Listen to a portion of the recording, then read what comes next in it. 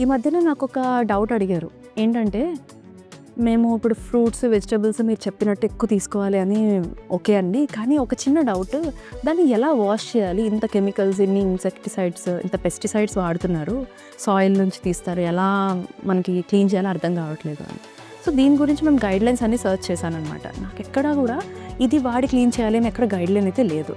So, practical పర్పసెస్‌గా మీరు running tap వాటర్‌లో adequate time wash చేసి, అది పీల్ చేసే రకంగా బీరకాయ ఇవన్నీ అయితే పీల్ చేస్తారు కాబట్టి ఆటోమేటిక్గా పోతుంది. సో అందులో వరి అవ్వాల్సిన లేదు. ఏదైతే పీల్ చెయ్యరో ఆ పీల్ చేయని వాటికి కూడా మీరు థరోగా వాష్ చేయండి. కొంతమంది సాల్ట్ వాటర్, వెనిగర్ యూస్ చేసి కూడా క్లీన్ చేస్తారు. Nothing harm, but there is no recommendation.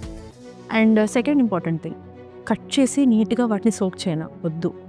ICMR ఏం చెప్తుందంటే, మీరు after cutting don't soak in water. ఎందుకంటే ఒకవేళ ఆ వాటర్ మళ్ళీ వాడేస్తానంటే ఓకే, కానీ ఆ వాటర్ వాడను అన్నప్పుడు మీరు అందులో కానీ కట్ చేసి ముక్కలేసి ఎక్కువసేపు వదిలేస్తే న్యూట్రియంట్స్ అన్ని వాటర్లో వెళ్ళిపోతున్నాయి. So what you're eating is deprived of nutrients. Second thing is, వాటి షెల్ఫ్ లైఫ్ని పెంచడానికి బ్లాంచింగ్ అనే ప్రొసీజర్ చేస్తారు. అంటే నీళ్ళల్లో మరిగించి నీళ్ళన్నీ తీసేసి వీటిని వెంటనే చల్లార్చి ఐస్లో వాటిని దాచుకుంటాము అని. దీనికన్నా బెటర్ ఆల్టర్నేటివ్ స్టీమింగ్. ఒకవేళ మీరు నిజంగా షెల్ఫ్ లైఫ్ పెంచుకొని దాచుకోవాలి అనుకుంటే స్టీమింగ్ చేయించుకోండి. సో దట్ వాటర్ కాంటాక్ట్ ఉండదు కదా, న్యూట్రియంట్స్ అనేవి ఎక్కువ పోవు. Better is always freshly used. One more thing, వాళ్ళు ఏం చెప్పారు అంటే, ఫ్రిడ్జ్లో దాచుకుంటాం కదా వండిన తర్వాత, ఫ్రిడ్జ్లో దాచుకునేటప్పుడు ఈ పచ్చివి వండినవి ఈ రెండింటిని దూరంగా పెట్టండి. డిఫరెంట్ కంపార్ట్మెంట్స్ పెట్టుకోండి, కలిపి పెట్టద్దు.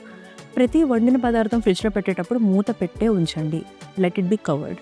ఓకే, ఎందుకంటే లోపల కూడా గ్యాస్ సర్క్యులేట్ అవుతుంది కదా ఫ్రిడ్జ్లో, సో కంటామినేట్ అవుతుంది బ్యాక్టీరియా. ఆకుకూరలు ఇవన్నీ దాచుకునేటప్పుడు చిన్న వేళ్ళు ఉంటాయి కదా, రూట్స్, అవి కట్ చేసి దాచుకోండి. ఎందుకంటే వీటిలో బ్యాక్టీరియా ఉంటుంది కదా. చిన్న పనులే, but it is increasing our health. వండేటప్పుడు హ్యాండ్ వాషింగ్, వంట ప్రాంతం కానీ ఆ పాత్రలు కానీ నీట్గా ఉంచుకోవడం ఎలాగో మనకు తెలిసిందే, చాలా ఇంపార్టెంట్. చల్లార్చి వేడి చేసి ఫ్రీక్వెంట్గా ఇలా చేసి వాడొద్దు. ఒకసారి వండామంటే 4 to 6 అవర్స్లో తినేసేయండి. లేదంటే ఫ్రిడ్జ్లో పెట్టుకోండి. ఫ్రిడ్జ్లో తీసి ఒకసారి వేడి చేసుకుని మళ్ళీ తినేసుకోవచ్చు. కానీ మళ్ళీ వేడి చేసాము, మళ్ళీ తినలేదు, మళ్ళీ చల్లార్చి ఫ్రిడ్జ్లో పెట్టుకొని అలా మాటికి చేయడం వల్ల వన్స్ హీటింగ్లో స్పోర్స్ బ్యాక్టీరియా అవుతాయి కదా. సో 2 times హీటింగ్ తర్వాత తింటే ఖచ్చితంగా కంటామినేట్ అయిపోతుంది అనేది ఒక కాన్సెప్ట్ ఉంది. సో రిపీటెడ్, అందుకే మనకి చైనీస్ ఫుడ్స్ని అవాయిడ్ చేస్తాం ఇండియాలో. ఎందుకు?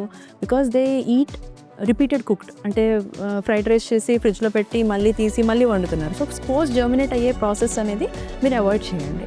Stay happy, stay healthy.